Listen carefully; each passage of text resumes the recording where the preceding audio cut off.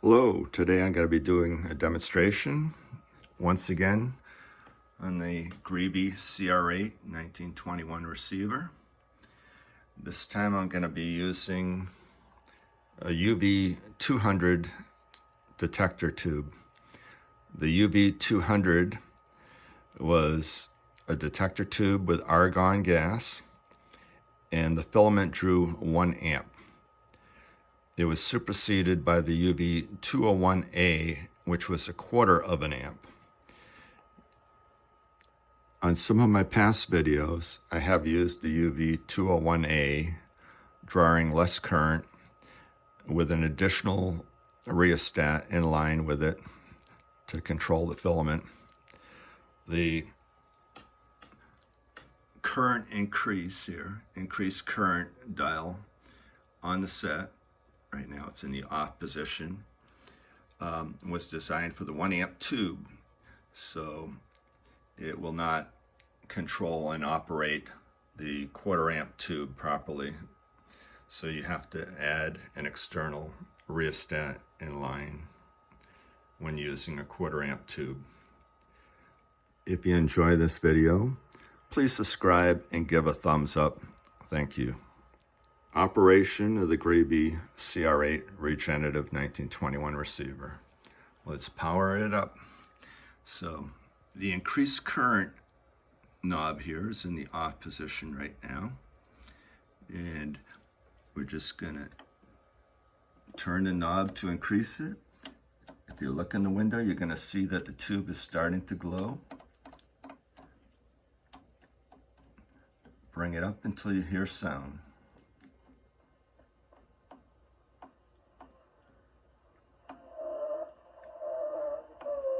If you go too high, it might start oscillating, so you might want to back it off. You can use the current rheostat in conjunction with the regeneration knob to control the feedback and the amplification of the signal.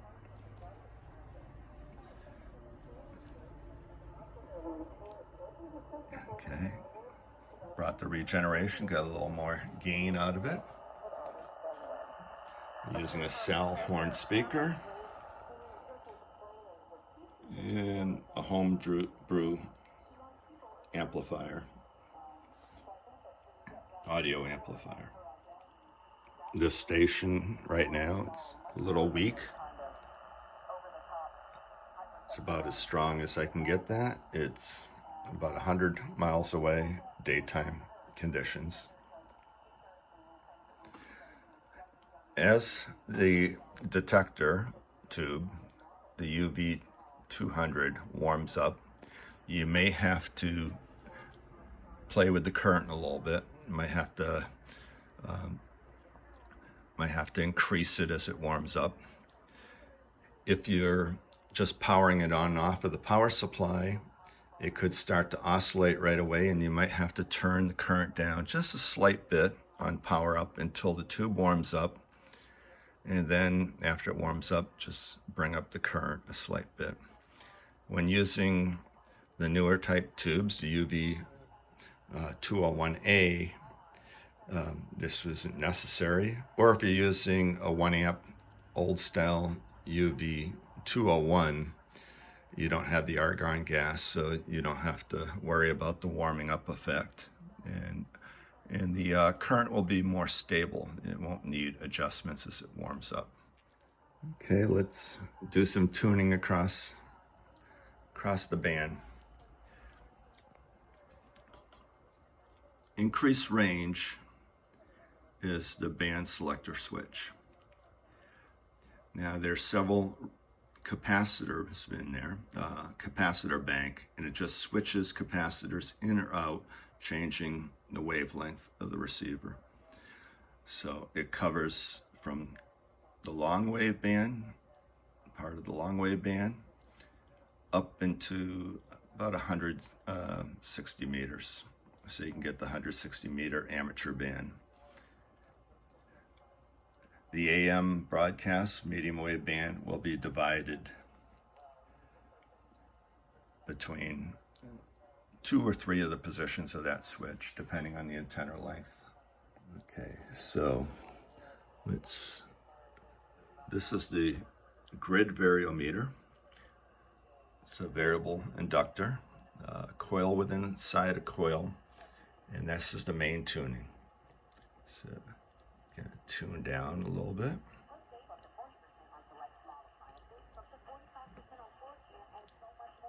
The station is in Albany.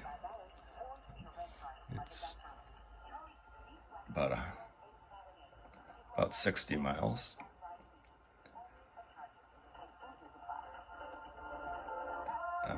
Increasing the regeneration, trying to amplify and make the signal stronger. That's the regeneration control. Now, under the main course tuning, you have a fine tuner.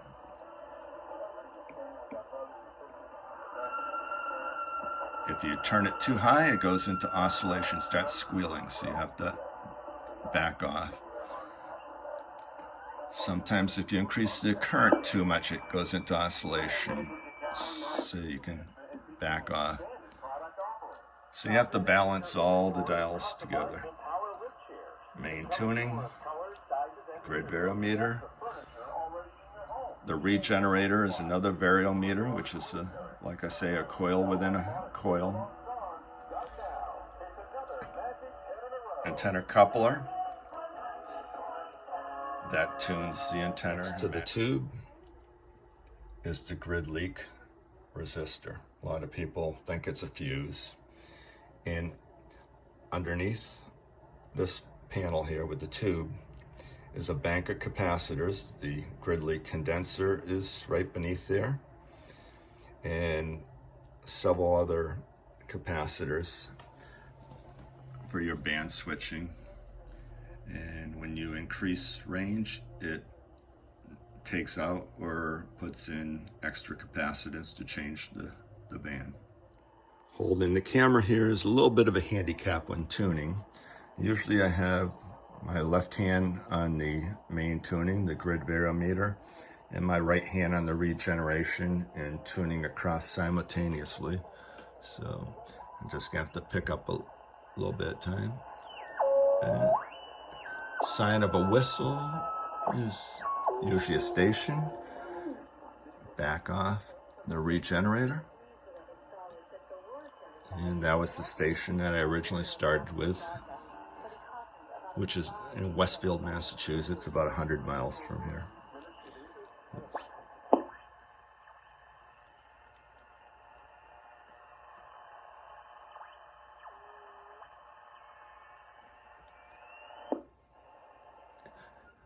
When you hear a pop like that, it's gone into oscillation. So the receiver is transmitting.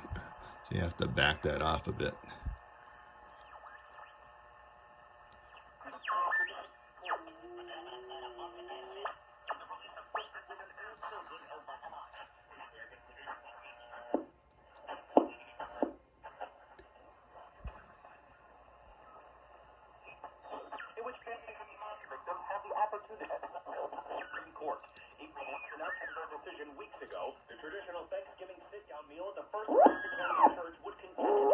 Oscillation, back it off.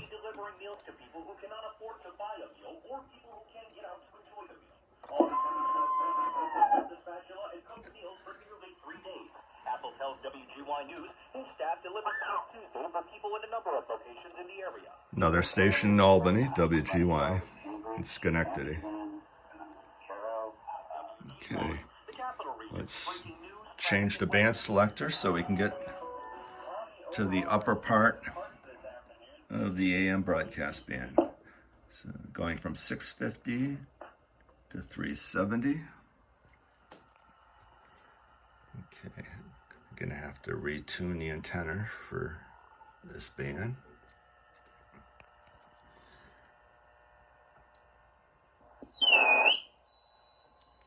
For the Thanksgiving holiday, I'm Jake Thomas, and Dolly Parton is coming.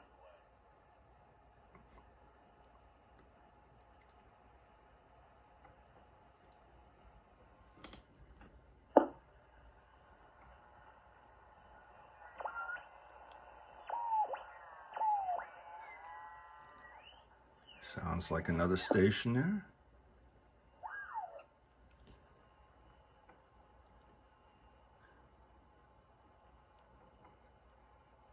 A little on the weak side.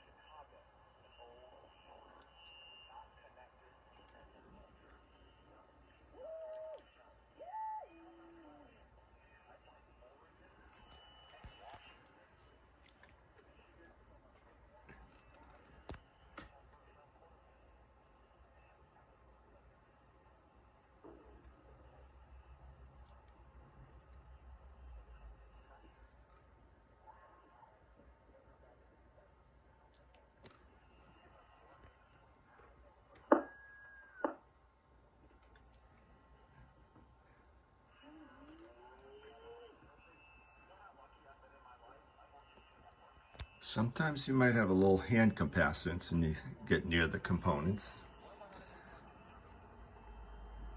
It's about as strong as I'll be able to tune this one in. Don't know where the station is.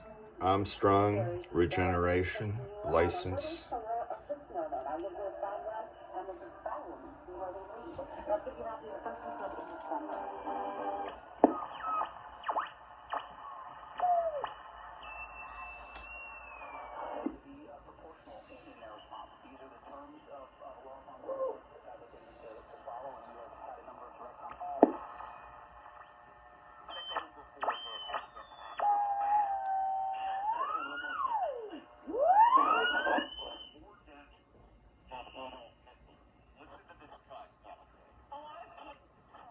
Draw similarities between Mussolini and Hitler and the use of the terminology like Roman and the drive that those men had towards autocracy and dictatorship.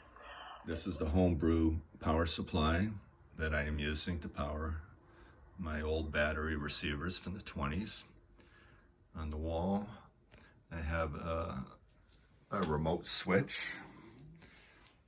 which I often use. Here's the fob to turn it on.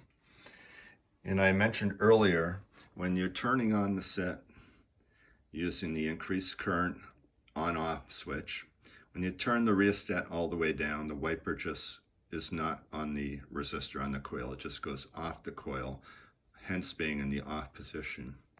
So as you're turning this up, it's slowly increasing. And then when the argon gas in the tube warms up, you can increase a little bit more. But here, I'm gonna flip on the power supply and see it goes into oscillation. So you have to turn the current down a little bit so it doesn't go into oscillation. And as it warms up, you'll be able to bring it up the current a little bit more as the tube warms up. This is the UV 200 detector vacuum tube that I was just using in this demonstration. It has a plate voltage of 45 volts. Its main use is for detector only, not as an amplifier. On the side, it has the bayonet twist locking pin. The tip on the top where they took the vacuum off. The filament voltage on the UV 200 is 5 volts and it draws 1 amp of current. This tube was superseded by the UV 200A or the UV 201A, which was a 1/4 amp tube. This is an F model vacuum tube, similar to the UX 112A, which was used for the last audio amplifier tube. It has a double filament. The filament draws a 1/2 amp. And I found this tube makes a good detector in my CR-8 receiver. So I use this tube often. It's, like I say, it's similar to the last audio stage, the 112A series. This demonstration will be using my F tube, which is a knockoff, like I say, of the last stage audio amplifier tube, the UX 112. Now this tube isn't going to glow as bright as the UV 200 or the UV 201, and it's going to be a little more stable. It doesn't have the argon gas, so like initially just flipping on the power supply and having the rheostat where you left it the last time you operated, it would go into oscillation until the gas warmed up and you'd have to turn the current down and then bring it back up. I'm going to hit the fob here and it should go right on. No oscillation, you can just turn it on and off. This makes a good detector tube. The station is about 50 miles away.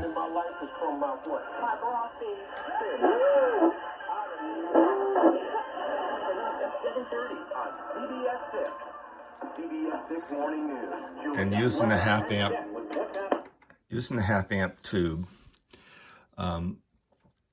I find that I don't need to use an external rheostat to control it. I can just, the tube is bright enough as it is, has enough emission, works in all 3 bands, and I can just control the gain by using the regeneration and keep it below oscillation and for maximum amplification. The binding post for antenna and ground on the left lower side. Output binding post. You can hook up your headphones to that, listen direct with headphones. In this case, I have it going to an audio amplifier input. First rheostat turns off or controls the gain filament emission of the first audio frequency amplifier. The second nub controls the audio frequency, second audio frequency amplifier. Output binding post for your speaker. In this case, I have it plugged into the last audio jack using both tubes. The middle jack uses 1 stage of audio frequency amplifier. So if you have a strong station or you're listening with headphones, you can turn the rheostat to the right for the second AF amplifier. You can turn it all the way down, turning the filament off, saving on the battery, you're using less power. If you plug into the first jack, you're listening right off the output, right off the detector tube with no amplifier. So you can plug into the first jack, turning both rheostats all the way down.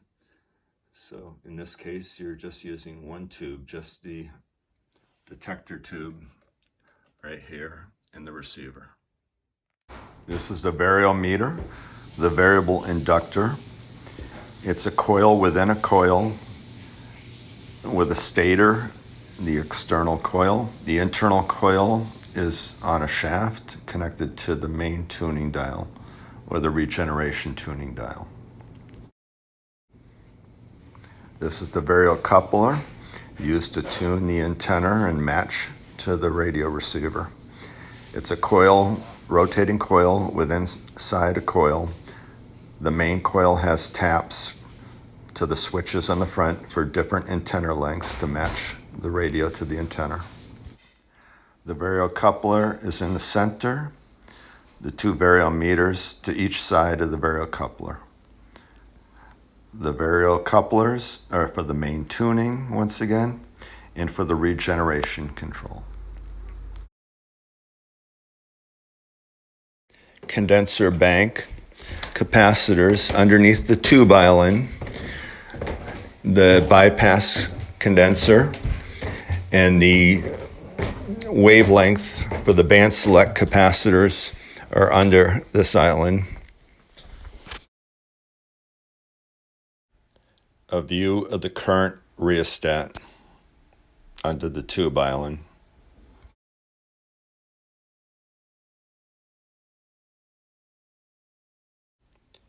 Wavelength band select switch. Nighttime radio signals.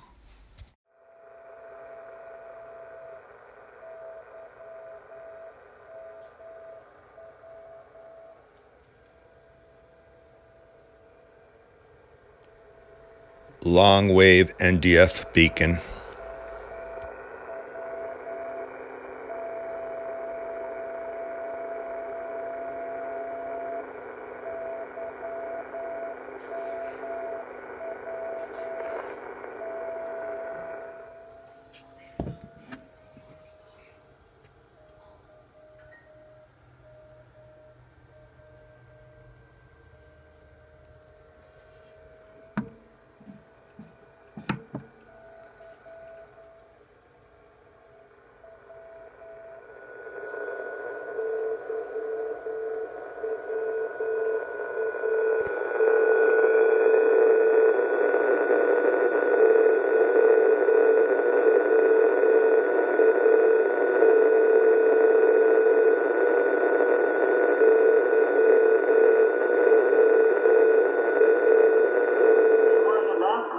These things are expressions of love to others. Reporting from the Cathedral of the Holy Cross, Karen Regal, WBZ, Boston's News Radio. Readers till Christmas, and despite warnings about traveling, the TSA is inviting you to get short-spied at shortforce.com. The only way you can take KDK Radio with you is the radio.com app. Download it today and listen to us anytime, anywhere. Okay, we're back up in a couple of years. So we back live with Jeff Holmes on WSN Radio.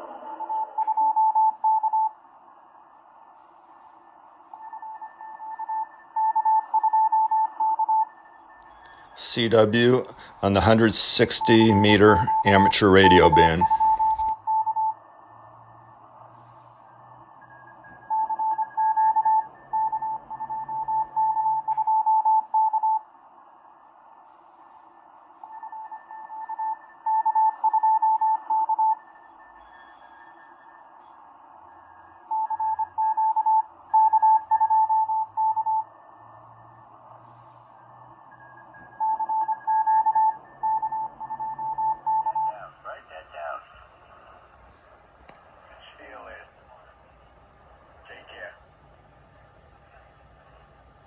Sideband on the 160 meter amateur radio band.